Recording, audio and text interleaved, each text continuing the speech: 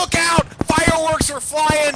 New titles not on my horizon. The current champ is running a three-peat, possibly a four-peat or quad-peat or something peat coming up here at the end of January with the Royal Rumble. But let's reminisce on what was. Tables, ladders, and chairs, my man. Welcome back to the male soap opera moment, to the one, the only, the wrestling encyclopedia, Vincent Kennedy Yes, Bucci. that's right, ladies and gentlemen. The Pete's continue.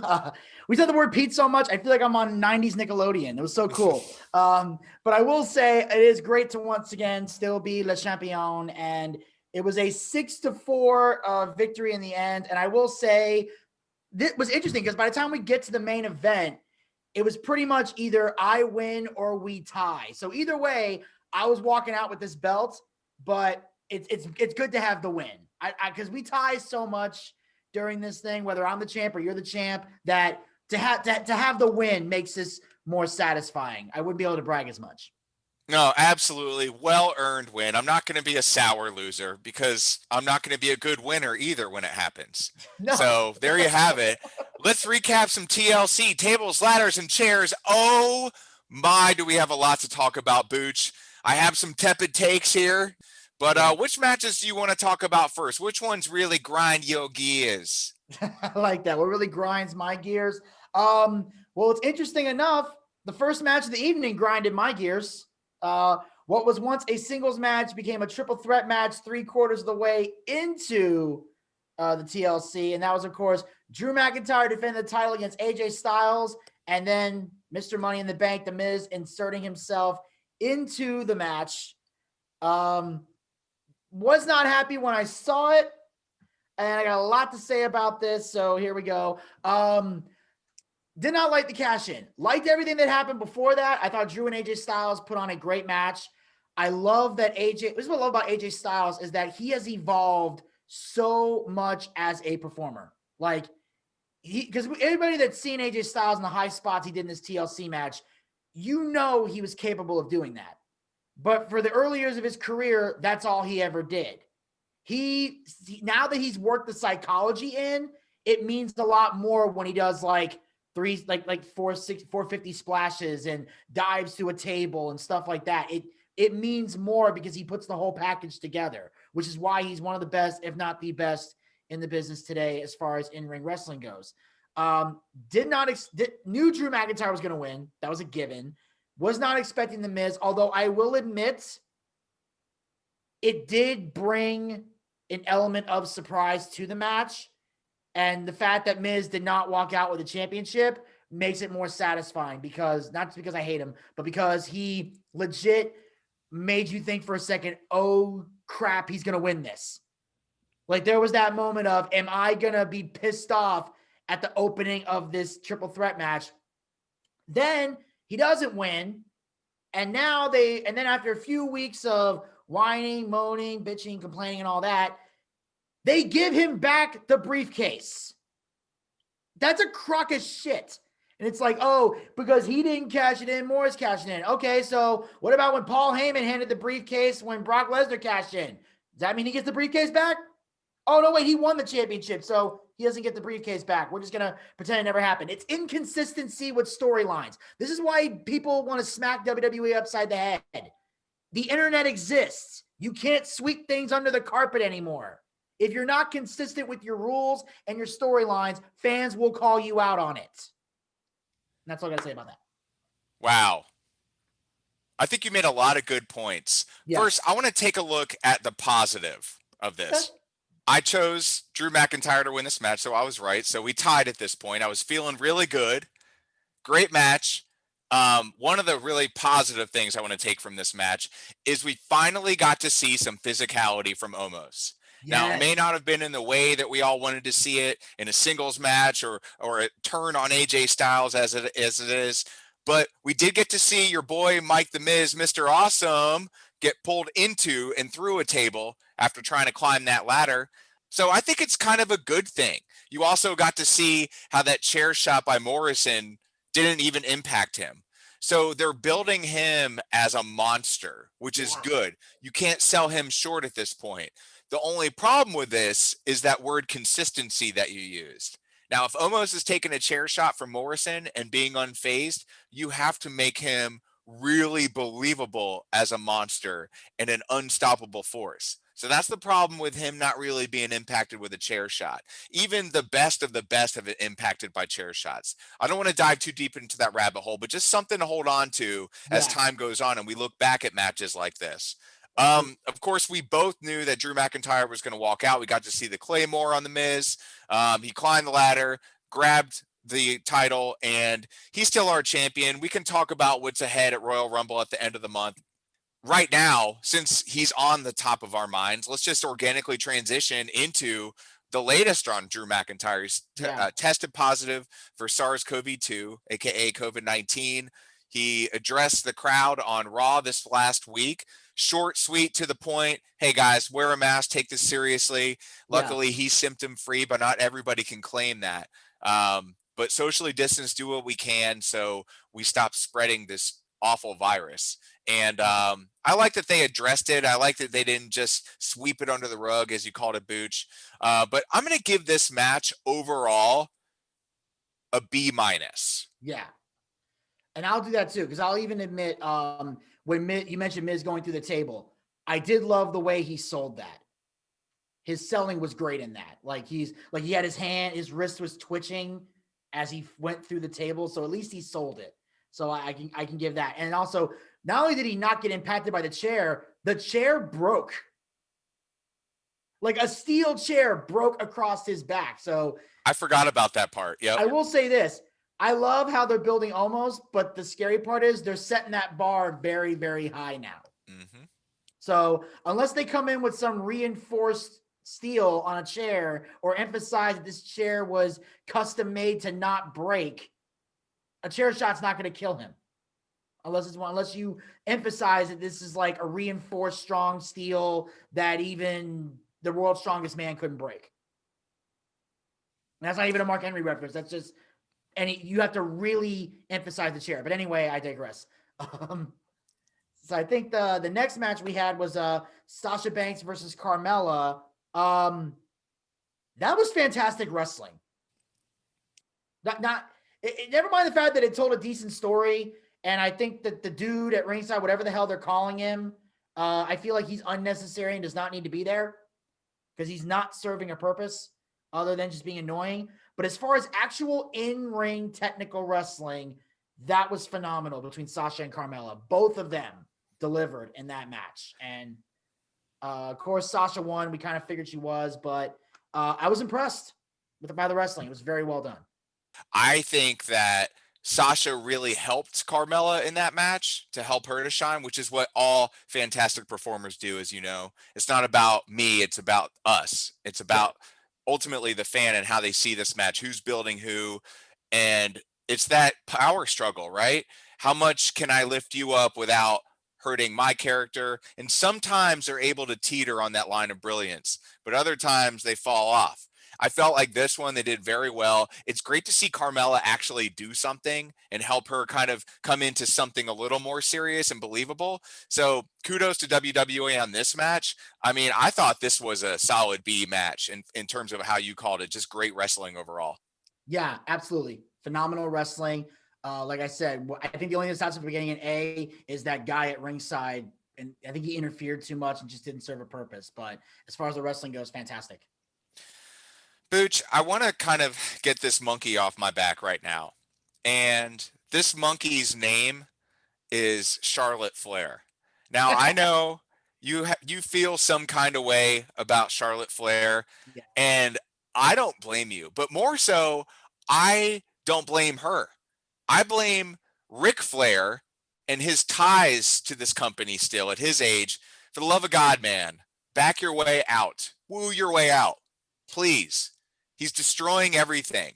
You know, when I saw him backstage during the pay-per-view, I was like, that's the kiss of death. She's winning this match. He's not coming there to watch Charlotte Flair lose. And I was right. Just what I was afraid of. I was kind of shocked that she was back. I knew Yeah. that she was injured. I don't know if that's part of the story or what was going on there, or she was just vacation or had a kid. Who knows? But to see her back at the expense again of Nia Jax and Shayna Baszler, arguably two of the most deserving women on this roster, it's appalling. And I'm not going to bore the crowd with the same antics that I did last time, but go back. I challenge you to go back and listen to how I feel about Nia Jax and Shayna Baszler.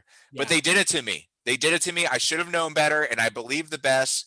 Fool me once, shame on you. I'm not going to get fooled twice.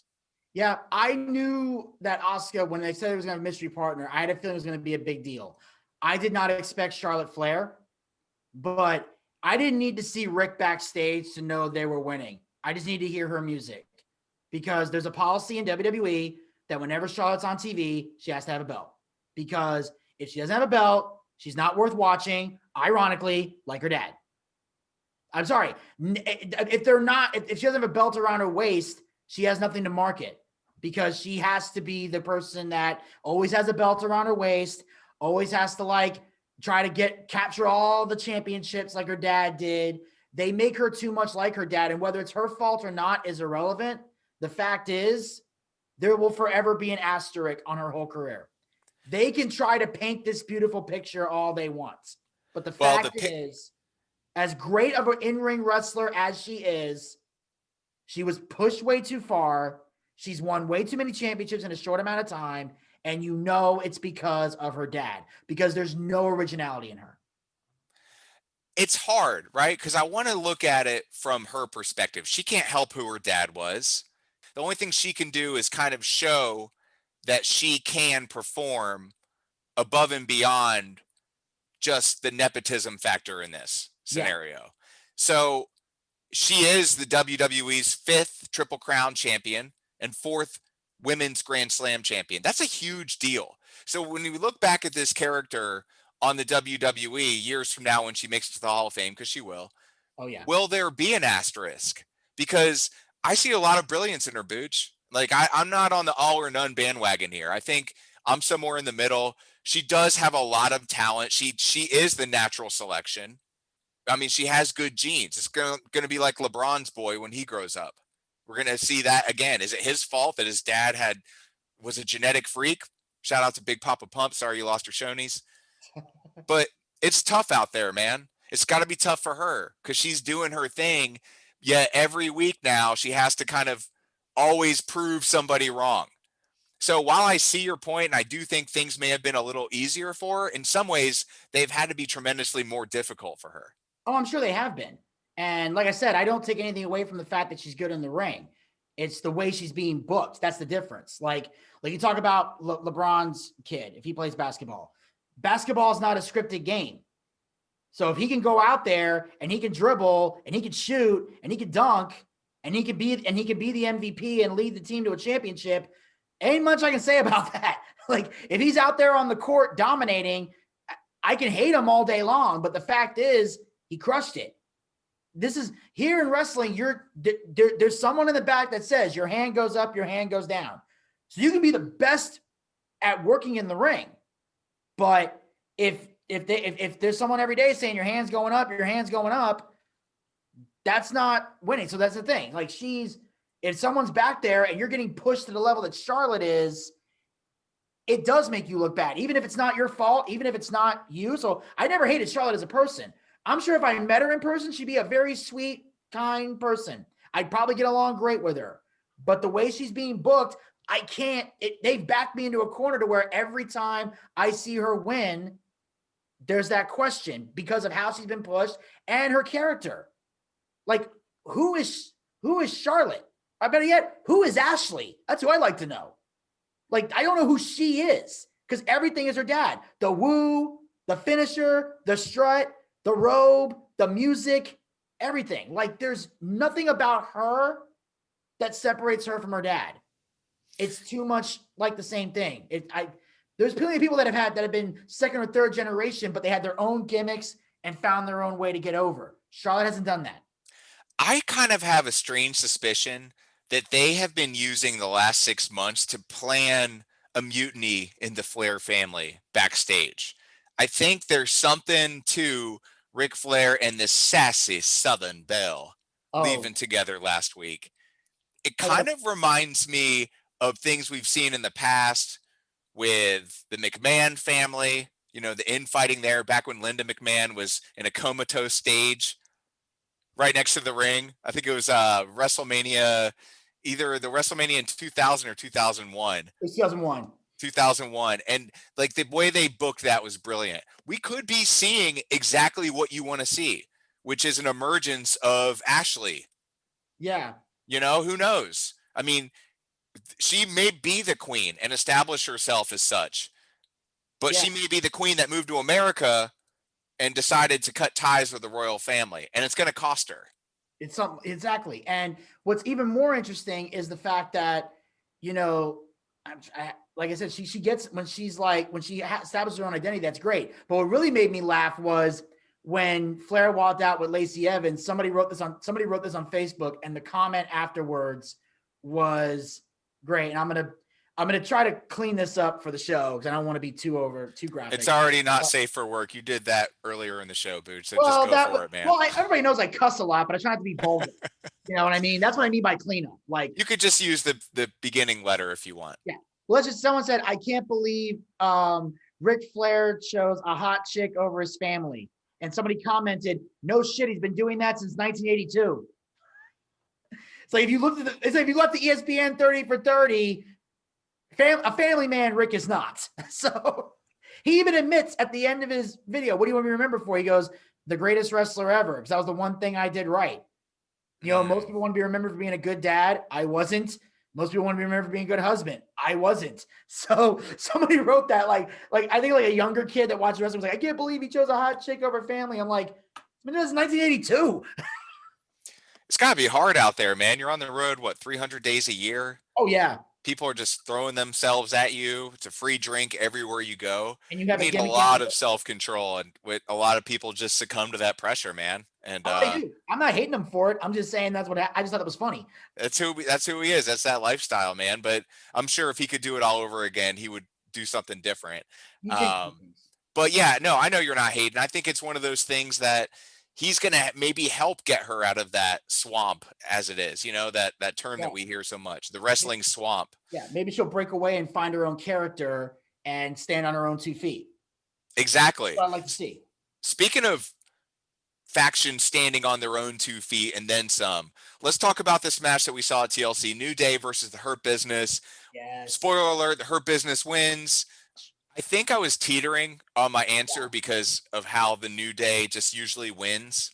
Yeah. So I remember struggling with this. There was a big time internal struggle when I chose this match, but it was a good match, man. And now we're looking at this faction holding 2/3 of the men's titles on Raw. You had some awesome insight before the show. What do you think is next for this faction?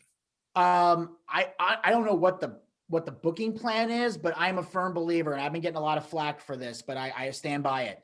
I think MVP needs to chase for the WWE title and complete the picture. Agreed. But everybody's looking at me like, oh, they're saying like, oh, he's too old, that BS line, or, you know, or saying like, there's other guys. Goldberg. I'm like, who? Give me a list. It actually, and then people would say, Bobby Lashley deserves it. He's the U.S. champion. Here's the thing. Out of the 4 members of the Hurt Business, there's only one man that truly deserves to have the world title around his waist. That man is Shelton Benjamin. But beggars can't be choosers in this scenario. So since he's got the tag belt, put the WWE title on MVP, because the leader of a faction should always be the world champion. Always. At the very least, mid-card. If it's like a mid-card faction, then the leader should be the Intercontinental Champion. I can see that. But he should never be a tag team champion. No leader should ever be one half of anything. Right. You're the head of the table. No pun intended. We'll get there next. Oh, we're going to get there. Yeah. But you're the big man on campus. So you got to be the world champion. So I would love to see MVP get that belt. I know they kind of teased some of him in R-Truth. Now that people are like, thinking, he might get the 24/7 title. Don't do that. Because that first of all, R-Truth does too much good with that. I don't want to see MVP running around the building or taking that aspect away by having MVP not getting chased around every day for the championship. So, dude, I 100% agree. I think if they relegate MVP to the 24/7 title, that's a slap in his face, and I hope that he would provide some respectful pushback to the creative team there. Yeah. I would love to see the Hurt Business run the table at least until Mania. Like give them a few months, like 3 or 4 months to really, go there. Heck, we're at the end of January, so Mania's in April, right? Well, I think it's end of March. End of March, early April, something like that. So Yeah. we're just looking at what, 2 months, really? Yeah. I'd test the waters with this. It's good for PR. It's good for paying deserving wrestlers their due. You're not going to, like you said, you're not going to see Lashley jump from U.S. championship holder to world champion. It doesn't make sense. But Unless I he's could see also them got, doing that, Booch. I could see them giving MVP a shot at the gold. Why not? yeah. Why? And that's my question. Why not? He's a veteran. He's got enough experience, and he knows how to work. So it's not like he knows how to not blow up in the ring, which for those people that means getting fatigued and tired and everything. For people that don't know industry terms, they don't have to worry about getting blown up. They don't have to worry about him doing something stupid that can get him injured. And the people he's going to work with, which would most likely be Drew McIntyre, unless he loses at the Rumble, which some people are speculating that. We'll get to that. We'll probably talk about that on the next show. But I think MVP would be a great WWE champion. Like, really, I genuinely do. Like, that would be great. Him as the world champion. Last year got the US. They got the tag team. They're the Hurt Business. That's running the ship. And I love to see factions. I would love to see factions win all the gold, because that makes me feel like, okay, this is a dominant faction. Don't let Evolution be the only one that does it. Let a couple of guys run the gauntlet. Like, the only other thing we had to that was Undisputed Era and NXT. So I think the Hurt Business having all the belts on Raw makes them a credible team. And I think that would make it more entertaining. Awesome insights. That's why you're the wrestling encyclopedia. So let's jump to the next chapter of this book, shall we? Yes. I'm excited to talk about Kevin Owens and Roman Reigns. I want to give my take first, if that's okay, Booch. Go ahead. This match, I knew what was going to happen. Like, I knew that Kevin Owens was going to make this believable, and he was going to create a lot of doubt. And boy, did I understate that. The pop-up powerbomb to Jey Uso through the announce table, and then burying him underneath the pile of rubble was epic. The biggest takeaway, that was my moment of the match. The biggest takeaway was this match made Roman Reigns look really weak. I mean, to be honest, from a fan's perspective and borderline into the analyst perspective, several instances of interference by Jey Uso when KO was closing in on that dangling Universal Championship belt above the ring. And this is a problem for Roman Reigns if they stick to showing his human side, right? We've seen him come back from a lot over the last couple years. He's been through a lot. It's worrying to me to make him look weak in this regard. What is your opinion on the interference from Jey Uso? And in your view, how does that impact the strength factor of Roman Reigns as we move toward WrestleMania? Well, as far as Jey Uso's interference, it was way too much, and it was my only complaint about the match. Was I felt Jey Uso interfered way too much. And because usually if you have a manager or a backup team or someone's interfering, and I can only use this from a manager perspective, like if someone's managing you, you get a minimum or maximum 2 to 3 spots where you interfere in the match. That's usually the safe spot. 3's kind of pushing it, but depending on the story, you can get that third one. If you're doing it more than that, you're overkill. So Jey Uso was overkill in this match. At the very least, I would have liked to have seen Jimmy come out. Maybe Jimmy Uso comes out. If he's still not medically cleared, maybe he comes out, just hits him with a weapon and leaves. Like, don't have to do much. Don't let him do anything that involves pulling him off the ladder or something. They could have did that. Paul Heyman was there. He could have did something. Paul's good at manager spots and knows what he's doing. So he could have maybe he grabs the leg, trips him up. Classic one-on-one manager valet thing. When someone's legs near the ropes, you trip up like Ric Flair did. You can do that. There's multiple different ways you could make that happen, but Jey just constantly interfering was too much. as far as it impacting Roman, I think he's fine for now. They can't do that again. But at the end of the day, Roman is a heel. So he is going to need help in certain areas or certain places. So I don't think it makes him look weak necessarily. But if it's something that they do over and over and over and over and over again, it can affect him. But as a heel, you're supposed to cheat. That's what you're supposed to do. You're not supposed to. I never understood people that want to see a badass tough guy heel. Those are few and far between. You're supposed to cheat. On some level, you have to cheat, whether it's Roman doing a low blow like he was doing a couple times or whatever. There has to be some aspect where you cheat and break the rules. And in a TLC match, it's hard to break the rules because there aren't any. So, and at times Roman was down on the floor. So unless he decided to no sell what was happening on the ground and quickly jump in, they needed Jay to jump in there and do that. The way they set it up, it made sense. But it's something they did a little too much of. So they need to dial it back a little bit more. Don't put Roman in positions where he needs interference. Put him in positions where he can put his feet on the ropes or choke the person out or, hit a low blow. Let him cheat the normal way.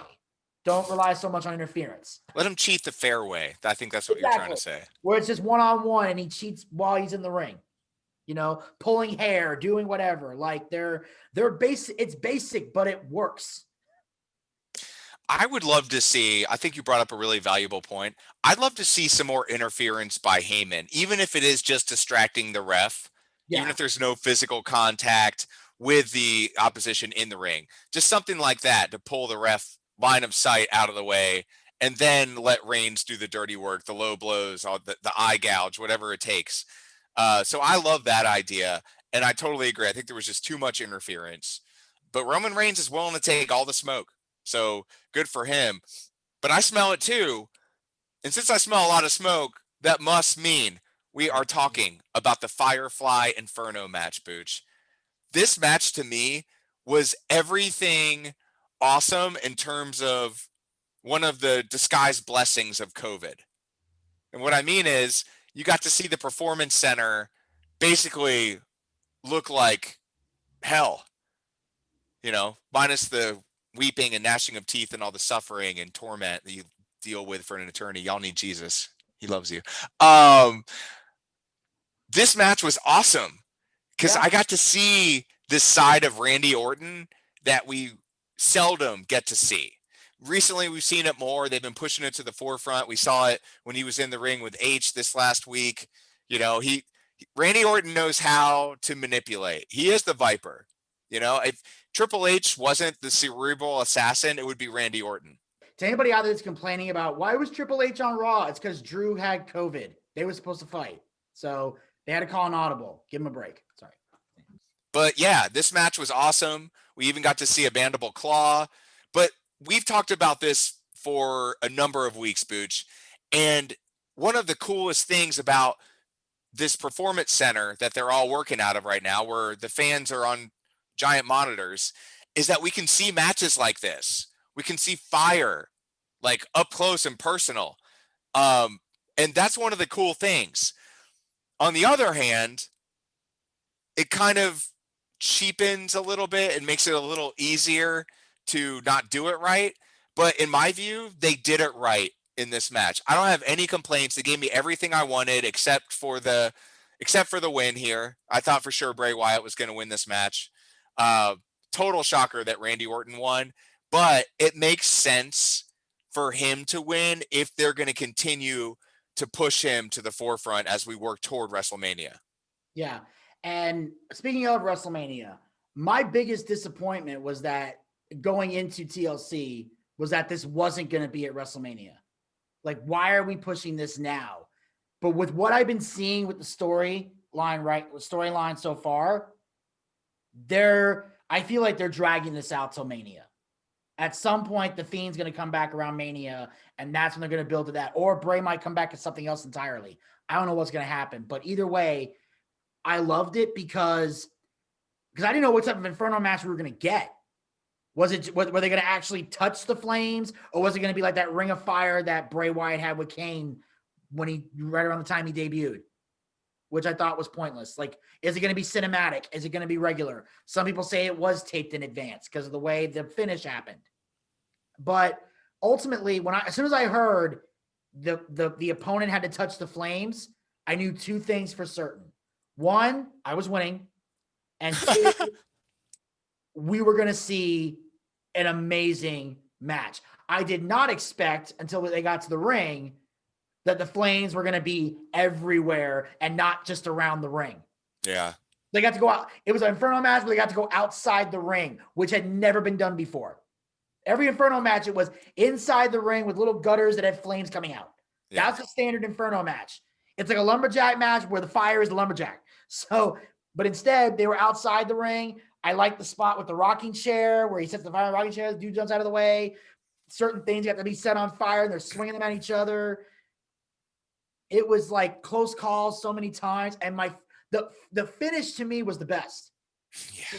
Because the mandible claw, and Orton was a genius. Because he could, this is how you know Randy Orton's an in-ring genius, because he couldn't break free from the claw. So what do? He flips his body around to where he's still in the mandible claw, but he's against the wall, so his jacket catches on fire. He breaks free, wins the match, and then everybody's like, and then some people were trying to bring realism into this. Look. Oh my gosh. Any match involving the Fiend is not going to have reality based. Come on, he has a freaking fun house with a talking rabbit. Come on. Yes. You're not, if he's the Fiend, you're not going to see any realism in a Fiend match. You're just not. So like he had a jacket on and he ran to the ring. Yes. When you're in flames, you can still run. It's not smart, but you can still run.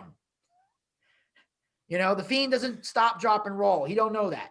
So he gets in the ring, Orton hits the RKO, and then you're like, oh crap. And then you see the gasoline, you're like, no. And you're like, okay. You're thinking, okay, somebody's going to come out here and stop this. Yeah, I thought for sure we were going to see at least somebody, Alexa Bliss, run out and come to her man's aid. And they didn't. No. They just he sets him on fire, and I'm sitting there like, me and my buddies are all screaming like what the fuck? Like, we're freaking out, like holy shit, like we're freaking out. The words used in this podcast do not necessarily represent those of Wins World subsidiaries or parent company. Go ahead, Booch. Sorry, I had to throw that disclaimer in there. It's fine. But I'm like, Jesus, I was freaking out because we were like, did he just set this dude on fire? And then, of course, there were videos that came out later saying it was a mannequin. Who cares? But still, that was amazing, because now you're thinking like, oh, crap, the dude's on fire. Best way to end the pay-per-view. In fact, I'll say this. It was the last pay-per-view of 2020, but it was the best pay-per-view of 2020. Because with the exception of Asuka and Charlotte, I loved every match on this card. In some way, shape, or form, was enjoyable. This was the best match. They ended the year strong. Very strong. I think I texted you a screenshot of that as I was watching it. I think like, so. Oh my gosh. Like, are you seeing this? Nobody knew what to expect. You had a great callback there to the days of Kane, the days of yore. And we're seeing a brand new generation of creativity, because now the writers' room have the ability to do things like we saw at TLC in this Firefly Inferno match. And it lived up to the word Inferno. Every time I think about that, I think, okay, you better come with it. And they came to play. And I agree. I think this is one of the strongest pay-per-views of the season of 2020. Way to end it with a bang. But here we are in the new year in the world of Wins. The planets behind me are looking forward to the end of January. Enero, the 31st. We're coming back. Prior to that, we're going to have some predictions, some tepid takes, and a whole lot of fun with the one, the only, the wrestling encyclopedia, Vincent Kennedy Bucci. But we never, ever like to leave an episode of the Wins World without saying a couple key things. One of which is, have a nice day. The other is, bang, bang.